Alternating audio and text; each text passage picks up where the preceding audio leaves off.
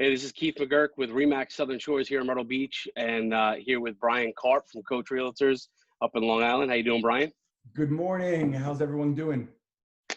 So, Bryan, do me a favor. Just tell the people that are watching a little bit about who you are, and just give us a little bit of background. Sure, absolutely. So I'll give you guys my backstory, like the first comic book. I grew up about an hour from where I currently live today in Nassau County in Belmore. I was never a school person. I wasn't a bad kid in school, but I literally had zero interest in school. I was the kid who would sit in science class. My knee would be racing up and down. And that 45-minute science class literally felt like 4 hours long. And, today I wake up at 4 a.m., I go to bed at 10 o'clock, and the day's gone in a snap. I can't even create enough time. So it's so funny when you find your addiction, you find your passion, you find your oxygen, time doesn't even exist. My father worked for Con Edison for 38 years. So he said to me, Bri, school is not for everybody. He said, learn a trade, you'll always be able to feed your family. So the one thing about me is I've always been very coachable. So I said, yes, sir. And I went to a trade school for electrical. And that was my plan. My plan was to graduate high school and get out into the trades.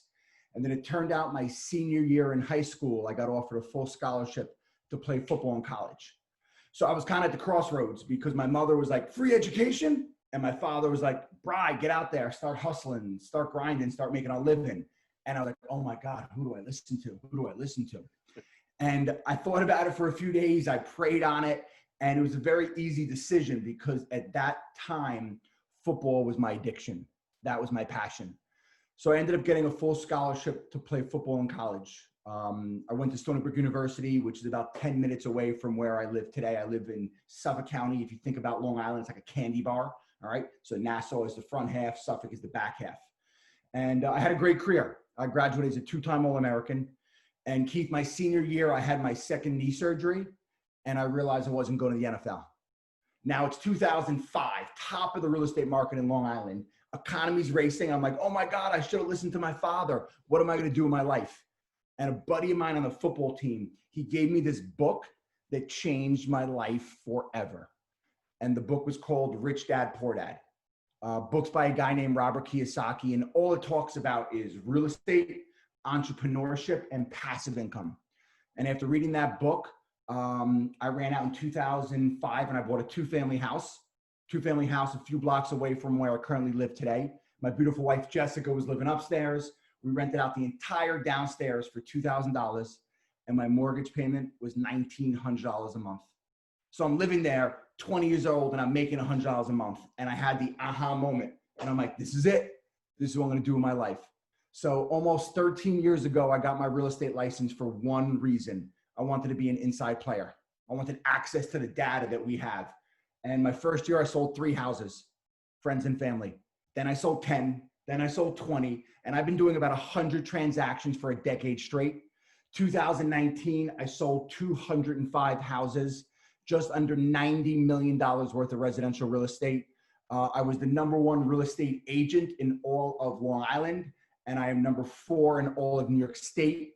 2020, even with COVID, we lost here in New York 120 days.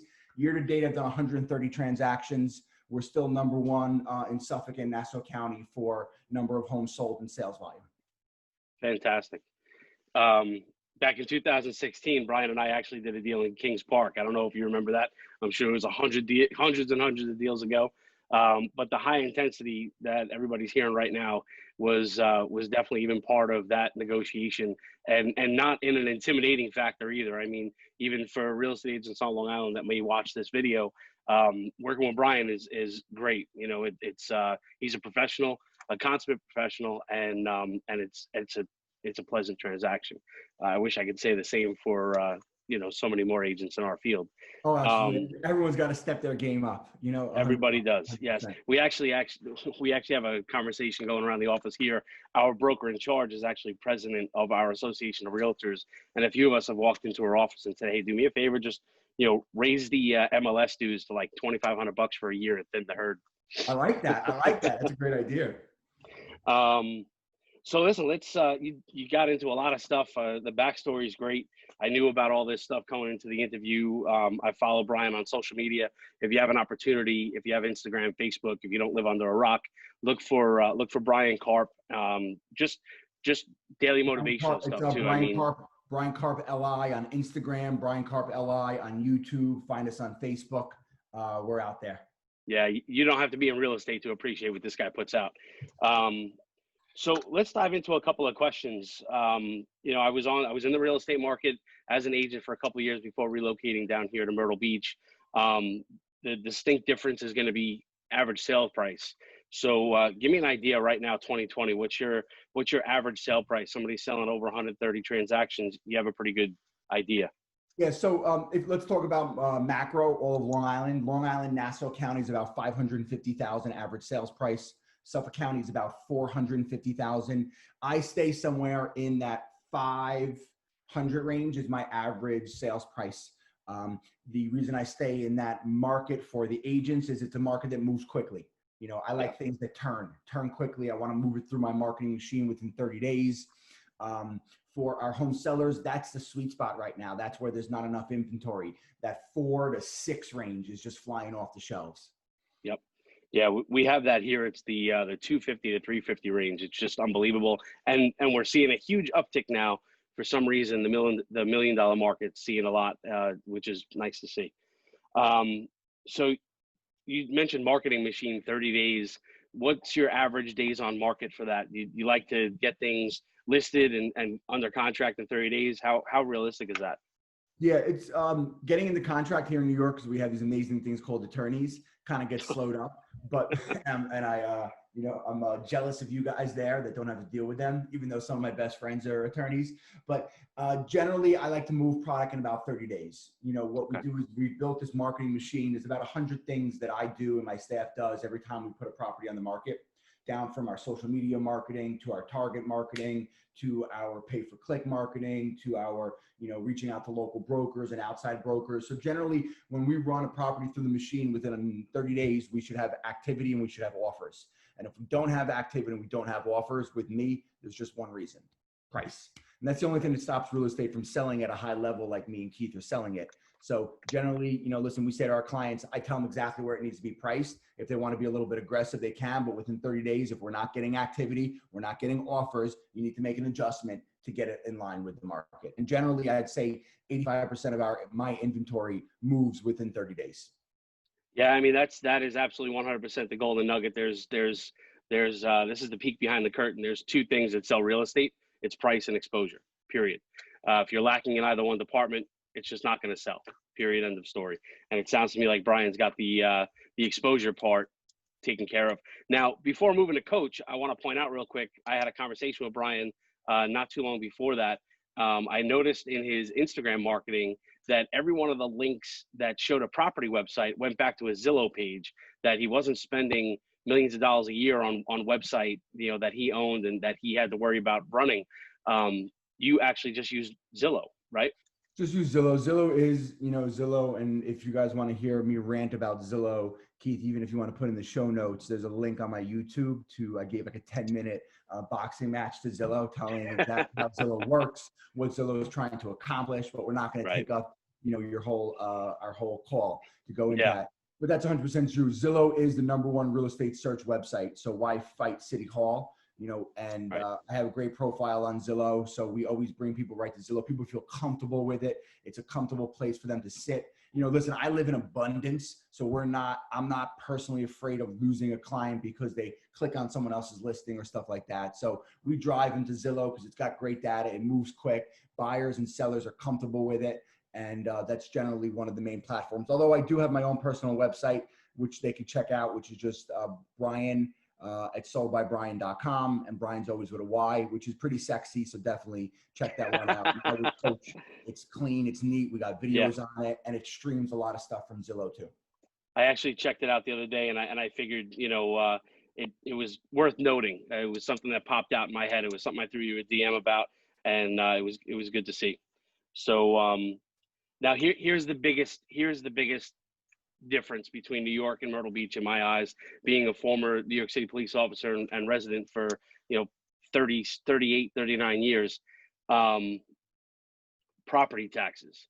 Now, tell me a little bit, you're in that $500,000 to $600,000 sweet spot. What's your average property taxes looking like? Yeah, so the 5 to 600, you're probably looking at $12 to $15,000. Somewhere in that $12 range. to $15,000. Could be a little bit less, could be a little bit more. We're sitting in $750,000 houses here, which I do move all day long, and you're sitting 22,000 in taxes. Now that's resale. When you start talking new construction, what are you thinking? New construction is, the super sexy house that every Long Islander wants is that newly built home. So from like 2000 on or 1990 on, because you guys have them in Myrtle Beach, because it's a little bit of a newer market. Some of the properties we don't really like here. They're sought after. Most of the homes are Levitt homes and homes that was built in the 60s and 70s. So taxes are a big thing here in NY. And the one thing that's guaranteed is that your taxes are always going to go up. Yeah. Yeah. So new construction here, you alluded to new construction in New York being like 1999 to present. By the time I get off this call, there would have been another 15 houses built probably behind me. So our new construction market is completely different. And the one thing that's tremendously different is that our tax structure for new construction or resale is exactly the same. It's all based upon sale price, and it's all based upon that area's millage rate. So, I mean, you're talking $12,000 to $15,000 a year, which I remember paying, which was one of the biggest reasons why I got the hell out of New York. Now I'm paying $1,100 a year for a house that was twice the size, built, 40 years newer. It's just incredible. It's absolutely incredible, the difference between. Yeah, it's bananas. That is, that is some of my clients' taxes for 2 weeks in their house. I got clients that have $2,000 a month in just taxes. And our roads have asphalt. They have street lights. Our schools have desks. It's not like we're not going without. It's incredible. So you deal with primarily listings, correct? We've had this conversation before. Every once in a while, you'll obviously do that many transactions. You'll have a buyer in the mix, but your premium area of focus is listings. That's all I do is I am a listing agent. To be the best at something, you have to be laser focused on one aspect of real estate. So all I do is list and sell homes. There is no one better, more equipped, and more knowledgeable in all of Long Island. Anything else outside of that, I refer out. So, which keeps me, 100% vested into marketing my clients' homes, showing my clients' homes, and negotiating offers for them. If one of my clients need to buy a house, amazing. I have amazing, fantastic buyer agents who work with me. I refer them out to them, and it's always a smooth transaction on that end. Yeah. Real estate's not the industry to be jack of all, master of a couple. Yep. You have to, you really do have to hone your skills. So with as many people that you talk to on a daily basis about listing their home, what's the number one reason they give you as to why they're moving? Well, with COVID, it's out of control. Number one is the real estate market's highly overinflated in Long Island right now. So a lot of people are just cashing out because this is the time to do it. You watch the market move so quickly in such a short period of time. We're still in a pandemic. We were just locked down 2 months ago, and the real estate market is still kind of cooking. It is starting to shift, to be totally candid with you guys. You're checking this out on November 5th or 6th, 2020. 2 months ago, the market was better. So 2 months ago, I put something on the market and you're getting an extra 5 or 10 grand.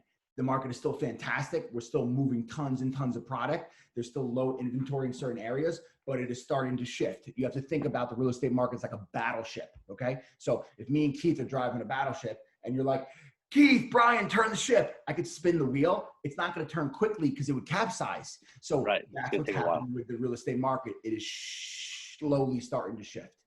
Okay. So do you think it's going to go eventually by the end of 2021 from a seller to a buyer market? I do. I don't know if it's going to happen that quickly because inventory is still so low, but it's absolutely going to start shifting. You could already see, the prices starting to settle down. Yeah. Yeah. The referral I sent to you, as a matter of fact, in Levittown is starting to say the same thing. The level of activity they saw in this house and in their house and some of the offers that they've started to see it. They're starting to see the same thing. Oh, absolutely. No, Um, and that's just what it is. You know, we ran, I think in the first 3 weeks, we have, 15, 16 people through there. You yep. have multiple offers that all land at the exact same number. Brian, Keith, I say to my home sellers, none of us decide what it's worth. The market tells us. And when you have Right. 2 people, 3 people unrelated making you the same offer, well, that's your market value. So now it's a business decision. Do you accept it or you want to keep waiting? And that's as simple as it really is with real estate. Yeah. Yeah. It really, I think there's so many real estate agents across the board, across the country. On social media, we get to see so many different personalities. It's not like the days of old where you only knew who was in your market. Now you can see guys from all across the country. Ricky Carruth down in Alabama Shores, and you just see a whole level of thing. And it's we have a very professional market. We have a very professional job that we have to do. We're a lot more than just opening doors, but it really is very simple. Everybody wants top dollar for their house, but they're going to get what a buyer is willing to pay for it. Period. End of story. And I feel so many times my job as a real estate agent is getting those sides to meet. So yeah, I totally agree with you on that one. So overinflated market, high real estate prices, people getting a lot of money for their homes. If that's the number one reason for selling, they're not staying in New York. Where are they going? Everyone's leaving Long Island. Yeah. It's a mass exiting from Long Island. Florida, Arizona, Texas, North Carolina, in droves, a lot to Florida. And I'm seeing a lot of even our generation, the 30, Yeah. 50-year-old, not retiring. They're just out of New York. And now it's like, we're doing this all via Zoom. Some of them are literally working in New York from Zoom, from their desk in Florida. This pandemic totally shifted everything. Watch what happens over the next few years, because there's so many people, Keith, who stood up. And give you an example. I had a client in Lindenhurst. They would have never in a million years sold, but the husband was able to work from home.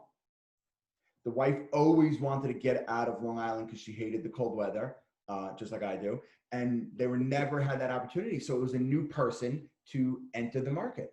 So it's totally, flipped everything. I was incredibly bearish on where the market was going to be after they reopened it in New York. They reopened the market in New York, and I was like, this is done. Listen, this is like the little baseball bat on the back of the head of the market. It's done. It's going to collapse. And it opened up a fire. So really, I like to try to say I got a crystal ball and I can predict it. But right now, I'm just the surfer riding the waves. Yeah, I think a lot of us are in that position. The number one thing I'd like to note there is start adding Myrtle Beach to that list of places where people are going. I think we're definitely in the top 10 across the country for relocation, for property taxes, and just overall opportunity here. And the other thing I like to point out is working from home used to be, the $150,000 a year careers with the guys that, had the Brooks Brothers suits and all that stuff. Verizon Wireless, actually, I was on the phone with a rep the other day. Verizon Wireless basically sold all of their brick and mortar buildings, and they have their $15 an hour customer care representatives working from home. So, I mean, it's incredible when you think someone who's in an entry-level customer service job can be working from home, therefore live wherever the heck they want. It's incredible. It's totally incredible. It really is. Yeah. It's exciting. It is. And yes, definitely, we got to start pushing some more people over to Myrtle Beach and get them your way. Yeah. Well, Bryan, I appreciate your time this morning. Thank you very much. Always a pleasure. And again, one more time before we leave, just let everybody know where they can find you on social media. Sure. Bryan Karp, L-I. Bryan is with a Y. You could find me on Instagram, Facebook, LinkedIn. I'm on all the platforms, YouTube. Anything I can do to help you guys. Don't ever, if it's a buyer, seller, even fellow real estate agent, or broker, DM me, text me, whatever I can do to help you guys. Excellent. Well, Bryan, thanks again, man. I really appreciate it. It's always a pleasure. Thanks, guys.